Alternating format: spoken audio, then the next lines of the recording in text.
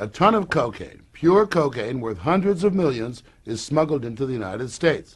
Sound familiar? Not the way this ton of cocaine got here. According to what the former head of the Drug Enforcement Administration told Mike Wallace, this drug shipment got here courtesy of what he calls drug trafficking by the CIA in partnership with the Venezuelan National Guard. While rumors of CIA involvement in drug trafficking have circulated for years, no one in the U.S. government has ever before publicly charged the CIA with this kind of wrongdoing. And it's not the kind of accusation anyone in government would make without thinking long and hard. Let me understand what you're saying. A ton of cocaine was smuggled into the United States of America by the Venezuelan National Guard? Well, in cooperation with the CIA? That's exactly what appears to have happened.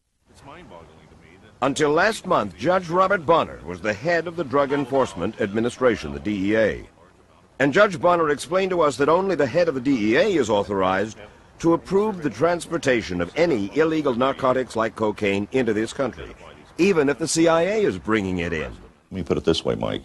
If this has not been approved by DEA or an appropriate law enforcement authority in the United States, then it's illegal. It's called drug trafficking. It's called drug smuggling. So what you're saying, in effect, is the CIA broke the law. Simple as that.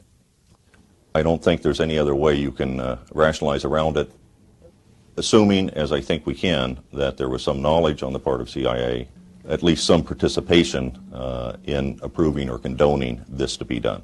Judge Bonner says he came to that conclusion after a 2-year secret investigation conducted by the DEA's Office of Professional Responsibility in cooperation with the CIA's own Inspector General. And what reason did the CIA have for promoting this drug smuggling? Well, the only rationale that's ever been offered is that this would lead to some valuable drug intelligence about the Colombian cartels. Over half of the Colombian drug cartel's cocaine crosses the border with Venezuela on its way to the United States and Europe. Back in the 1980s, the CIA was mandated by then-President Reagan to develop intelligence on the Colombian drug cartels. And so the CIA, with Venezuela's Guardia Nacional, or National Guard, set up an undercover operation, a drug smuggling operation in Venezuela that could handle the transshipment of the Colombian cartel's cocaine on its way to market. The plan was to infiltrate the cartel, and it worked.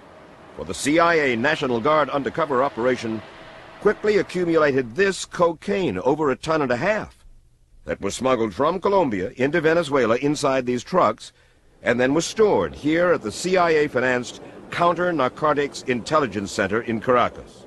The center's commander and the CIA's man in Venezuela was National Guard General Ramon Guillén Davila. I tried to work together with them. I was always aware that they were not telling me everything they were doing. Annabelle Grimm was a DEA agent with 18 years' experience when she was made agent in charge in Caracas. And she says that the CIA station chief, James Campbell, and this man, Mark McFarland, the CIA officer in charge at the center, told her that to keep the undercover smuggling operation credible, they had to keep the cartel happy. And the way to do that was simple: deliver their dope, untouched by U.S. law enforcement, to the cartel's distributors, their dope dealers in the United States. The CIA and the Guardia Nacional wanted to let cocaine go on into the traffic without doing anything. They wanted to let it come up to the United States, no surveillance, no nothing. In other words, you weren't going to stop them in Miami or Houston or wherever.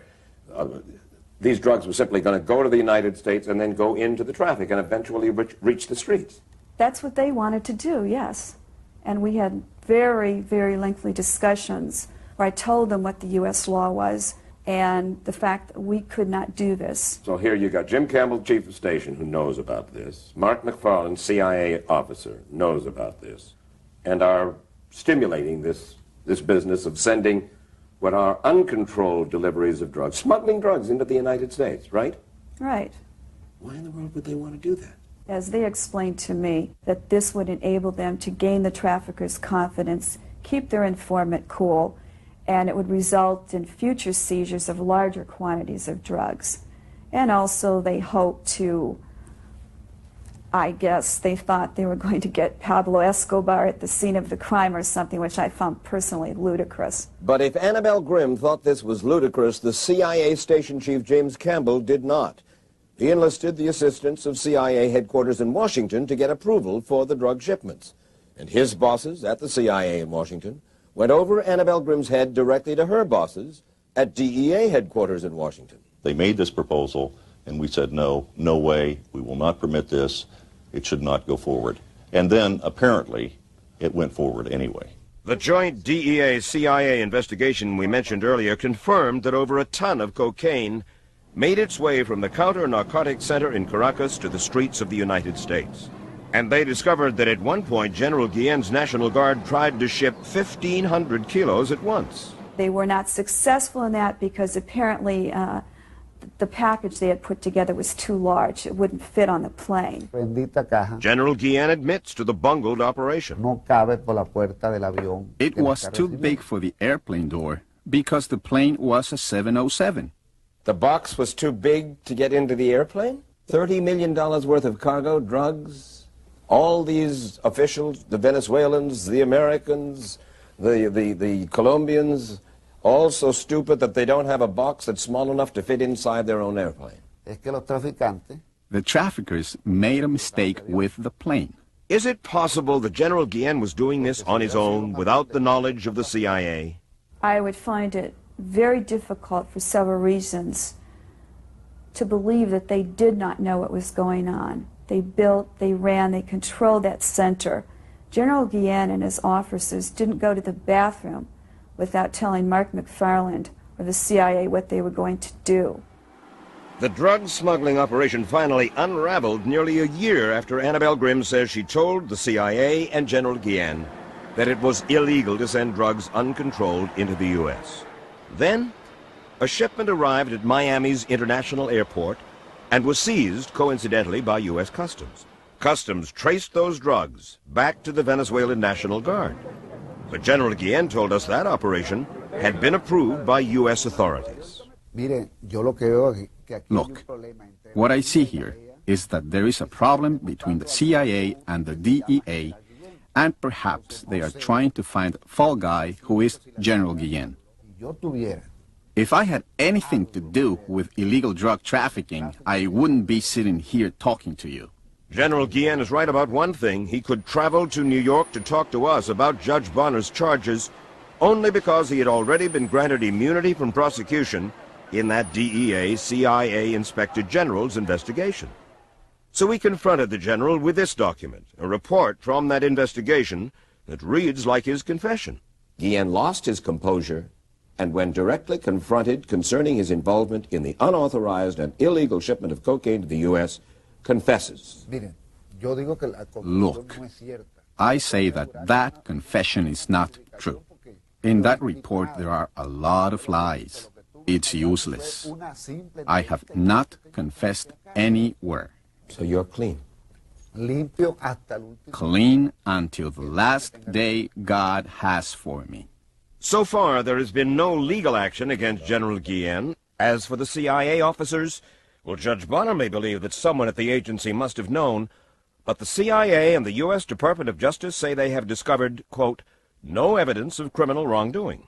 However, the CIA did acknowledge to us that the investigation, quote, did reveal instances of poor judgment and management, leading to disciplinary actions for several CIA officers. Mark McFarland, the CIA officer in charge of the Counter-Narcotics Center, resigned from the agency last year. We tried to talk to him, but he told us the CIA would take legal action against him if he violated his secrecy agreement with the agency.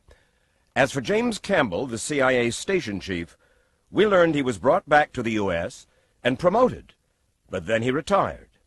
Campbell did tell us, quote, I've devoted my life to my country and feel like a victim in this thing. This happened without our knowledge. We were there to prevent it.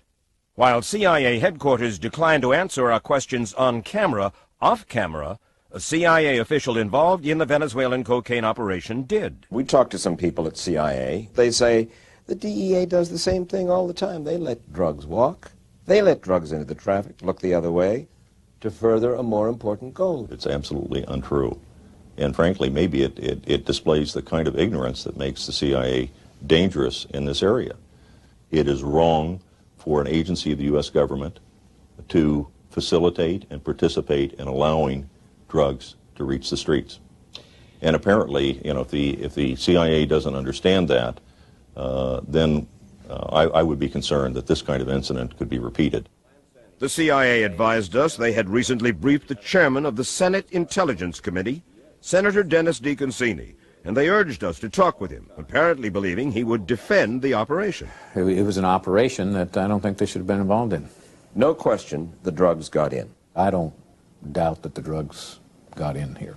You'd think that maybe the agency would want to say, okay, we made a mistake. I think they made a mistake, and you know, you hope when these mistakes are made that, hell, not too many more of them are, particularly when the mistake is a large quantity of substance like this that can kill people, and probably did. We asked the senator why no one in the CIA has been prosecuted for bringing in the drugs. You would seem to think there would be a good case there. Case against? Against an American who knew anything about it. But, you know, I've been a prosecutor, Mike, and you have to look at the case, convince a jury or a judge not to throw the case out. The Justice Department reviewed that, and they decided not to prosecute these individuals from the agency. And what about the vaunted intelligence gathered from the whole CIA anti-drug caper in Venezuela? Well, let me tell you, first of all, I don't know of any because from what I know, no valuable intelligence of any kind was produced from this operation. What intelligence was generated by the shipment of this 1,000 to 1,500 kilos? Controlled or uncontrolled? Bastante positiva. It was very positive. Really? ¿Sí? Who did you finger? What did you find out? Está detenido actualmente. Right now, a truck driver and a truck that were trafficking drugs into Venezuela are under arrest. There was another truck, and two similar van types were also caught. So what you're saying is that you captured 3 or 4 or 5 truck drivers. I'm asking about intelligence in the United States that was generated by the actual shipment of these kilos into the United States. Ahora, si aquí en Estados Unidos, Now, whether or not here in the United States they arrested anyone or the intelligence gathered was useless, that is the responsibility of the Americans. After speaking to us, General Guillen traveled to Miami where federal agents found him and served him with a subpoena to appear before a newly revived grand jury investigation into the CIA's cocaine. But the word out of Venezuela is that the government there will not permit him to testify. I look at that 1,000 kilos, at least that 1,000 kilos. I look at the fact, I mean, Mike, you're a taxpayer, and that was U.S. taxpayer money that built that center, that funded it, that maintained it. And I really take great exception to the fact that that 1,000 kilos came in funded by U.S. taxpayer money, and it hit the streets of the United States. And I find that particularly appalling when you look at all the damaged lives that 1,000 kilos represents. And what happened to the tens of millions that were paid for the CIA's cocaine? Well, General Guillen insists he didn't get any of it. But Judge Bonner says one thing is certain. The Colombian cartel did. They got their money once the dope made it to our streets. Meanwhile, both the House and Senate Intelligence Oversight Committees continue to ask questions about what they call, quote, the very serious charges surrounding the CIA's cocaine.